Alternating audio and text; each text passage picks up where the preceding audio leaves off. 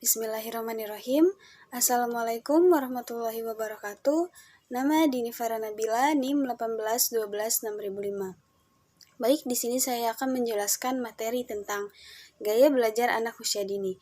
Baik, berdasarkan jurnal menurut Susilowati tahun 2013 menyatakan bahwa belajar adalah suatu proses.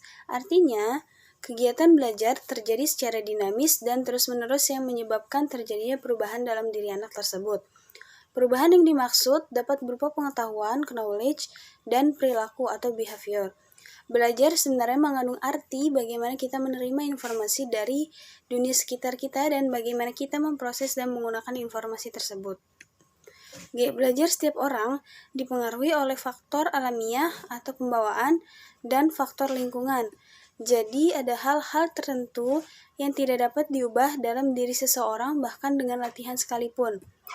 Mengenali gaya belajar sendiri belum tentu membuat kita menjadi lebih pandai, tapi dengan mengenali gaya belajar, kita dapat menentukan gaya belajar yang lebih efektif. Macam-macam gaya belajar anak usia dini itu ada 5. Yang pertama ada gaya belajar visual, gaya belajar auditori, gaya belajar kinestetik, gaya belajar global, dan yang terakhir gaya belajar analitik. Baik, gaya belajar visual adalah gaya belajar yaitu kemampuan belajar dengan melihat. Gaya belajar ini digunakan pada orang dengan indera penglihatan yang tajam dan teliti. Kemampuan belajar yang berhubungan dengan ini seperti matematika, bahasa Arab, bahasa Jepang, simbol-simbol, dan lainnya yang berkaitan dengan bentuk.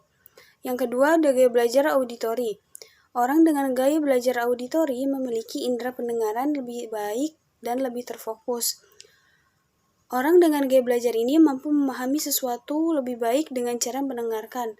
Hal ini berkaitan dengan proses menghafal, membaca soal cerita.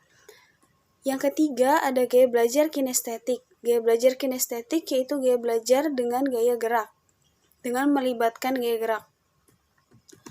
Gaya belajar ini efektif untuk anak yang menyukai gerak dan gambaran imajinasi berdasarkan gerakan. Yang keempat, ada gaya belajar global. Anak dengan gaya belajar global memiliki kemampuan memahami sesuatu secara menyeluruh. Pemahaman yang dimiliki berisi gambaran besar dan terjaga hubungan antara satu objek dengan yang lainnya. Anak dengan gaya belajar global juga mampu mengartikan hal-hal yang tersirat dengan bahasanya sendiri secara jelas. Yang terakhir atau yang kelima, gaya belajar analitik. Anak dengan gaya belajar analitik memiliki kemampuan dalam memandang sesuatu cenderung ditelaah terlebih dahulu secara terperinci, spesifik, dan teratur, mengerjakan suatu hal secara bertahap dan urut. Baik, sekian pemaparan gaya belajar anak usia dini dari saya.